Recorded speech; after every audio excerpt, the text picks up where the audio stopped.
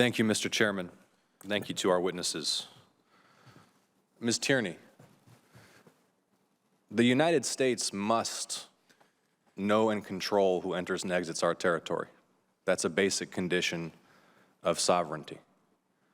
The department expects, does it not, a significant increase in attempted unauthorized entry along the southern border this summer? Sir, the DHS Office of Immigration and Statistics has published projections that show an increase in irregular migration post-Title 42. Is the administration prepared for this anticipated surge in attempted crossing?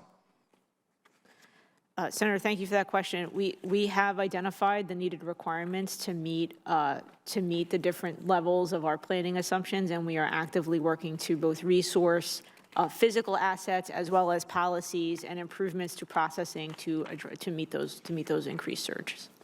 Thank you, Ms. Tierney. But my question is a simpler one. Is the administration prepared? Well, sir, I think since some of these projections are higher than what CBP has seen previously, I think we are doing prudent planning. We are using the planning to identify the resource requirements that would be needed based on what experts like Chief Huffman and others identify as the need. We're working to improve policies. So I think we are readying ourselves, and we are going to be as ready as we can be come May 23rd. Well, if you're not able to confidently state that the administration is prepared, what are the requirements that are unmet? Have you sent, for example, a request for a supplemental to Congress? If you're not prepared, what's it going to take to get prepared? Because my constituents lack confidence that sufficient preparation is ongoing and that the administration is prepared. So if you're not prepared, what do you need? Well, sir, I would not say that we are not prepared. What I would say is that we are preparing based on projections, based on requirements identified by experts. We are resourcing against those requirements, and we will have the necessary items in place for May 23rd. Now, again, I have been doing that. I've been an emergency manager for quite some time. I never feel like we're prepared enough. I always want to be more prepared than we need to be. And so we are doing everything we can to be ready.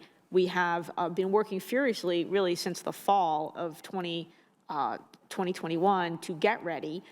We are more ready now than we were yesterday, and we will certainly be more ready on May 23rd than we are now. Thank you, Ms. Tierney. How will you measure success?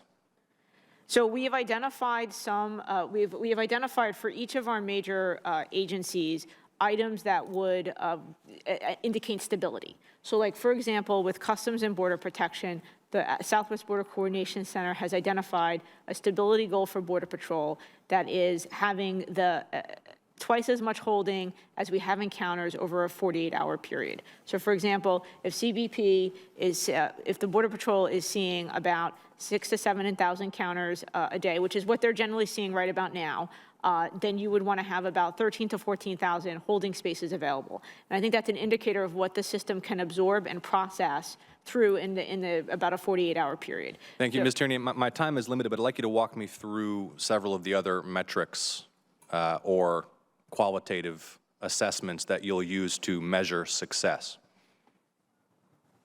You say you're preparing, so and I acknowledge that work is ongoing. How will you measure whether that preparation has been effective? You mentioned holding capacity relative to encounters. What are the other measures of success? So time in custody would be another measure of success. Also, the ability to decompress Border Patrol stations through lateral movement and some of the other options that we have identified, like mobile in-route processing.